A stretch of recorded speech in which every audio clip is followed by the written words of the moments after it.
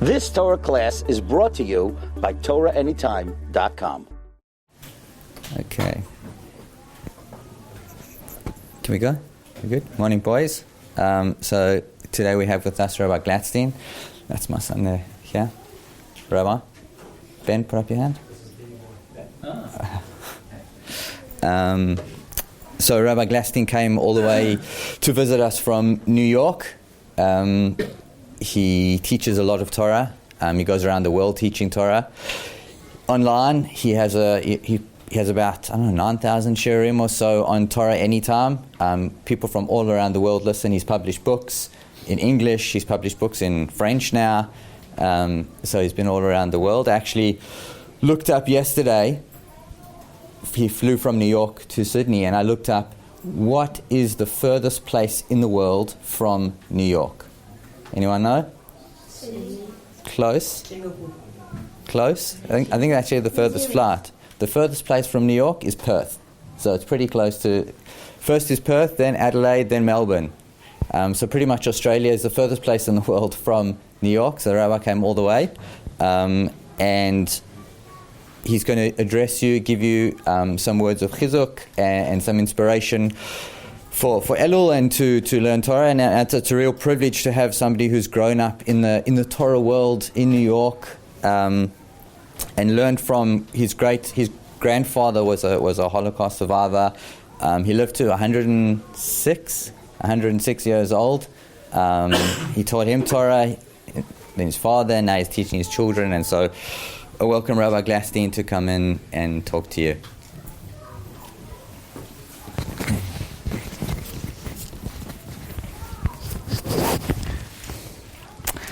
Okay, good morning, boys. It's an honor to be here. Thank you, Gary, who's my host, who brought me here for the weekend, and Ben, right? Thank you for allowing me to come with the permission of your teachers. There was a great rabbi, one of the greatest rabbis of the 20th century, Rabbi Avram Yeshaya Karelitz. Do you know what he was called? Chazoin Ish, the Chazoin Ish. It's one of the greatest luminaries of the 20th century. He lived in Israel in a city called Bnei Brak. And he once came into a classroom to test the boys in their learning. In Yiddish, when you test the boys in learning, they call it a farher. That's just the word for it. So they would have, the Rebbe would come in and he would be asking questions, and there was one kid in the back, he was like, ooh, ooh, ooh. And the Rebbe of the classroom told the boy, hey, you don't ask the Chazonish questions, he asks you the questions. Put your hand down. But the kid couldn't control it. He was like, ooh, ooh, ooh. And Chazonish says, yes. He said, I have a question I have to ask you. He said, okay, save it for the end of the test. So when the farher was over, the Chazonish says, young man, what would you like to ask? He said, Chazonish, you're the greatest rabbi of the generation. How did you do it? What mitzvah did you do that catapulted you to become the Chazonish? Very interesting. You know what the Chazonish said? The exceptional carefulness he had in honoring his mother, Kibbud aim, that he always was careful to honor and listen to his mother. I want to share with you something else, a very interesting thing. One of the other great rabbis he only passed away a few years ago. Did you ever hear of Rav Aaron Leib Steinman? Rav Aaron Leib, you heard of him? Not yet? We'll have to... he was one of the elderly sages. Also, he lived in Bnei Brak. And he had the following observation. He said, for the first time in history, my parents didn't really know their grandparents. My father never knew his grandparents. You know why my father never knew his grandparents? Because they didn't survive the Holocaust. My grandparents survived the Holocaust, but my father's grandparents didn't survive the Holocaust. In the generation before me, it was very rare for someone to have grandparents. Most kids today have not only parents, most kids have grandparents. Many even have great-grandparents. Anyone here have great-grandparents? Anyone here have great-great-grandparents? That's already pretty rare. But many people have grandparents, and many even have great-grandparents. Not only that, Rabbi Aaron Leib Steinman observed, for the first time in history, you could have people who themselves are grandparents taking care of their parents. Do you know anybody like that? Do you have grandparents that maybe are caring for elderly parents? You know, my parents who are grandparents, they cared for their elderly parents for many years. It's the first time in the history of the Jewish people that we ever had this phenomenon that we have so many grandparents, we have great-grandparents, and we have grandparents caring for their parents. Why is Hashem giving us this mitzvah? What mitzvah is that? When you could care for your parents. It's Kibbud Avayim. Why is Hashem giving us this special mitzvah? More than ever before. So Rabbi Aaron Leib Steinman said, the enemy of the Jewish people is represented by which figure in Tanakh? Amalek. Good. Eisav and Amalek. Eisav. Eisav is the prototypical, is the representative of the enemy of the Jewish people. What mitzvah does Eisav have in his arsenal? In other words, Eisav was a bad guy. He was a Rasha. But there was one mitzvah that Eisav specialized in more than any other mitzvah. What do you say? Kibbud Avayim. In fact, there was a Tana by the name of Rav Shimon ben Gamliel. Rav Shimon Gamliel said that I don't hold a candle. That means I don't compare to Eisav when it comes to Kibbud Avayim. Because Eisav, when he would honor his father, he would put on special garments. Eisav put on special garments to honor his father. And Rav Shimon Gamliel said, I'm not on that level that I put on special garments when I honor my father. Does anybody know who in Tanakh is the antidote to Eisav? This individual is like the force that overcomes Eisav. So you have Eisav. Eisav is compared to straw. And who burns up the straw? Yakov. More specifically, V'haya beis Eisav lakash. Ubeis Yakov. Yakov is the fire, but what's the flame of the fire that totally destroys Eisav? Who remembers? The flame of Yakov, coming from Yakov. He's the force that really obliterates Eisav. A son of Yakov. Who could think of it? Yosef, very good. Yosef is the flame that from Yakov that obliterates Eisav. So think about it. If Eisav specialized in Kibbud Avayim, then if Yosef is going to overcome Eisav, he has to specialize in Kibbud Avayim to overcome him. Okay? Now, I always thought to myself, you guys know what the NFL is? Yes. You do? Yeah. How? No, it's only in America. It's only in America. No, you're not allowed to watch it. Only in America. Yeah, you're allowed to. Yeah? I thought only in America you're allowed to watch the NFL. So you know what NFL is. Now I'm just joking with you. Okay. So you know how, like before the game, they want to get everyone excited? They have the two helmets like crash into each other with the sparks flying out, and they have this dramatic music. Dun, dun, dun, dun, right? I don't know. Somebody told me about it. I don't know it from myself. So, just imagine Yaakov and Eisav. I'm sorry, Eisav and Yosef, right? These are like the two helmets. They're going back to back. Yosef's job is to destroy Eisav. And Eisav's power is which mitzvah? Kibbud Avayim. So Yosef would have to be able to, match him. They both, when you look at the stats of how many total yards they both got, Yosef's going to have to keep up with total yards, time of possession, right? Otherwise, how's Yosef going to be able to destroy Eisav? So if Eisav is such a specialist in Kibbud Avayim, does Yosef have the mitzvah of Kibbud Avayim? Actually, some commentaries learn that the pasuk says Yaakov loved Yosef, and the pasuk says, and he made for him Kesones Pasim. So literally it means Yaakov made for Yosef Kesones Pasim. You know what the Kesones Pasim was? Like the special colored garment that Yosef wore. But some commentaries learn that Yosef knew he would have to destroy Eisav, and Eisav wore special garments to serve his father, so Yosef made for himself special garments to serve his father. Now, so I always thought to myself, if Yosef is the antidote to Eisav, Does Yosef ever meet Eisav? Does anybody know? Did Yosef ever meet Eisav? Did they ever see each other? No? I also didn't think so, but I think they did meet one time. Does anybody know when? When? In the 20th century. Close.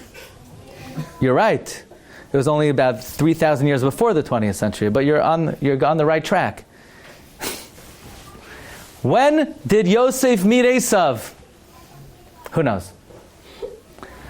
When Yaakov Avinu was in Lavan's house, and Yaakov Avinu married Rachel and Leah, and they had 12 children. They had 11 children, and now Yaakov Avinu with his family is going back to the land of Israel. You remember this? Yaakov Avinu is going back to the land of Israel, and who's coming with 400 men to destroy Yaakov and his family? Eisav. And the pasuk says, first the maidservants, Bilhah, came before Eisav with her children. And then Zilpah came before Eisav with her children. And then Leah came before with her children. And then who came? Rachel and Yosef. But not in that order. So I always thought this is the big match. This is like the Super Bowl between Eisav and Yosef. It's like 4th and 1 on the 1 yard line. Right? With 3 seconds left in the game. Who's going to win the Super Bowl? And I always thought this is the only time in the Chumash Yosef meets up with Eisav. So I would have expected Yosef to give Eisav. He's going to run at him with all his might and run him over. And what happened? Did Yosef destroy Eisav? No. Did he say anything to Eisav? No. So what happened? Yosef's the antidote to Eisav, and nothing happened in this encounter between Yosef and Eisav. It must be, I'm thinking to myself, in this small encounter between Yosef and Eisav, Yosef completely obliterates Eisav. How?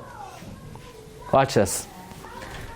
Our sages tell us that when Bilhah came before Eisav, first Bilhah came and then her children. Then Zilpah and then her children. Then Leah and then her children. So you would have expected Rachel would come and then Yosef. What's your name? Gil. What? Gil. Jill? Gil. Gil. Sorry. Gil said, but by Rachel and Yosef, it wasn't Rachel and Yosef. What was it? Yosef and then Rachel. Why? Why did Yosef go before Rachel? Because I had children. Because Yosef didn't want Eisav even looking at his mother and harming his mother. Because you know that Eisav wanted to marry Rachel. So Yosef stood there, and he lifted himself up tall, and he blocked Eisav from looking at his mother Rachel. He blocked Eisav from looking at his mother Rachel. And in that moment, I think Yosef gave a knockout punch to Eisav. You know why? Because even though Eisav specialized in the mitzvah of Kibbud Av, there was something lacking in his mitzvah. You know what was lacking in the mitzvah of Eisav's Kibbud Av? He honored his father, but he didn't honor his mother. He honored Yakov, he didn't honor Rivka. He honored Yitzchak, he didn't honor Rivka. Yosef is showing Eisav that you might specialize in Kibbud Av, but in my little match with you, I'm going to block you from even laying your eyes on my mother, and that's going to give the final knockout punch to Eisav. So Yosef represents not only Kibbud Av, but Kibbud Aim as well. I want to share with you something very interesting. Does anybody know, where did Yakov get his name from? What does the word Yakov mean? What do you say? Heel. He's called Heel. Why is he called Heel?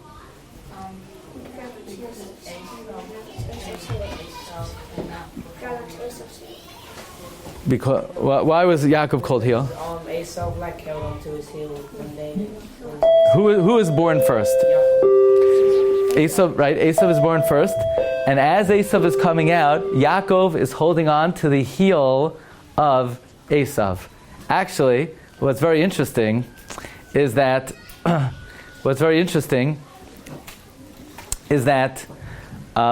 does anybody know what if Yakov means heel? Why is his name Yakov? He should be called Akav. Where did he get the name Yakov? Where did he get the yud from? He should be called Akav.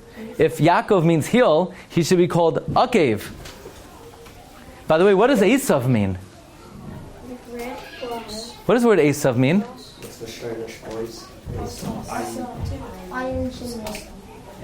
Ayin sin hey, which means made. He's born ready-made. So why is he called Eisav? He should be Asoy. Ayin sin vav yud. Actually, the Mekubalim say his name was originally Eisav Asoy. Ayin sin vav yud.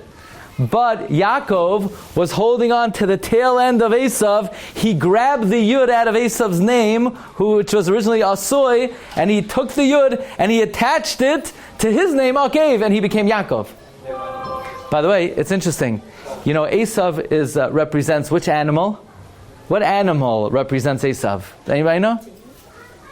Because Eisav is always showing off. Yeah, I'm very religious. I'm very careful in halacha. What bracha do you make when you take a meiser? What animal does Eisav represent? No, who sticks out to show he's kosher but he's not kosher? Pig. He shows his, the pig sticks out his split hooves, right? Do you know why Eisav has split hooves? It's very interesting. Because Yakov was grabbing on to his leg. And when Yaakov's holy hands held the feet of Eisav, the feet of Eisav became kosher. That's why Eisav has kosher siman. He doesn't chew his cud. But because Yaakov was holding his feet, why was Yaakov? So Yaakov did a lot of good stuff by holding on his feet. He grabbed the yud, and he made his feet kosher. Why is he holding on the feet of Eisav? What do you say? He wanted the birthright. What's your name? Gabriel. One of the Rishonim, the Torah says, you know why Yaakov is holding on to the feet of Eisav? Because he knew every time a mother gives birth, it's very painful. Now, Rivka was having twins, so it was going to be doubly painful. It was going to be doubly painful. He didn't want his mother to suffer, so he's holding on to his feet, so this way Rivka would only have to give birth once. But I think Yaakov was very clever in doing that, because Yaakov knows that Eisav is going to specialize in which mitzvah? Kibbud Avayim, Kibbud Av. But Yaakov is showing from the moment he's born, he's going to triumph over Eisav. He's going to destroy Eisav. Why? Because as Yaakov is being born, he's showing Eisav, you might honor your father, but look at me. What am I doing? I'm also showing honor to my mother. In the end of days, when we have to deliver the final knockout punch to Eisav, Hashem gives us extra opportunity to honor our father and mother. When you come home from school and your parents ask you something, you should know the way you act to your father and your mother is what the Jewish people need for Mashiach to come. It's a very important thing. Your parents ask, how was your day? You know, sometimes you say, I'm not in the mood of talking about it. Tell them how your day was. It's a very big mitzvah. It's a mitzvah of Kibbud Avayim. You're bringing the Gula closer. You're helping defeat the enemies of the Jewish people. But I want to just end by sharing with you one very interesting idea. Does anybody know, who remembers this? When Yaakov Avinu put on his best Eisav costume, and he was sneaking into Yitzchak's house to get the birthright, Yitzchak smelled on Yaakov Avinu a certain scent. Does anybody remember what our sages say Yaakov smelled like? What's your name? Zalman. What did Yaakov smell like?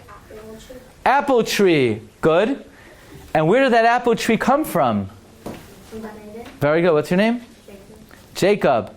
From Gan Eden. Chazal say that Yitzchak smelled on Yaakov the smell of Gan Eden. Why did Yaakov smell like Gan Eden? That's like a certain scent. You could go to the store and you could get a Gan Eden scent. What is that? What does it smell like in Gan Eden? I'm going to share with you a very interesting idea. When Adam HaRishon ate from the Eitz Hadas, he changed the whole world. Nobody was supposed to die. Nobody was supposed to get sick. Everybody was supposed to live forever. There wasn't supposed to be any difficulty in this world. And by eating from the Eitz Hadas, he really brought the whole world down many, many levels. He corrupted and ruined the whole world. You know what else he did? He even ruined mitzvahs. Even mitzvahs are downgraded because of the sin of Adam HaRishon. There's only one mitzvah that Adam HaRishon did not downgrade, and he couldn't tamper with, and he couldn't ruin, and he couldn't smudge, and he couldn't get dirty. There's only one mitzvah that we still have that smells like what it originally smelled like in Gan Eden before Adam HaRishon's sin. You know which mitzvah that is? Kibbud Avim. You know why? Because one thing Adam HaRishon didn't have. What didn't Adam HaRishon have? He didn't have a father and mother. So Adam could not ruin the mitzvah of Kibbud Avim. So the mitzvah of Kibbud Avim is the only mitzvah we have that is in the same pristine, beautiful form as before Adam HaRishon sinned. So when you do the mitzvah of Kibbud Avim, that's the mitzvah that's going to bring the world back to the way it was before Adam HaRishon sinned. That's why the mitzvah of Kibbud Avim is the mitzvah that will bring the Geula. And therefore, Rav Aaron Leib Steinman teaches, in our generation, Hashem has given us more opportunities to do the mitzvah of Kibbud Avim than ever in history. So I thank you so much for your undivided attention and for giving me the opportunity to share with you some Divrei Torah. And I wish you all ksiva v'chasima tova, a happy, sweet, healthy New Year for us and for all of Klal Yisrael. Thank you very much. Thank you. Thank you very much. That was really, really enjoyable. I'm sure not just for the students. You've just experienced another Torah class brought to you by TorahAnytime.com.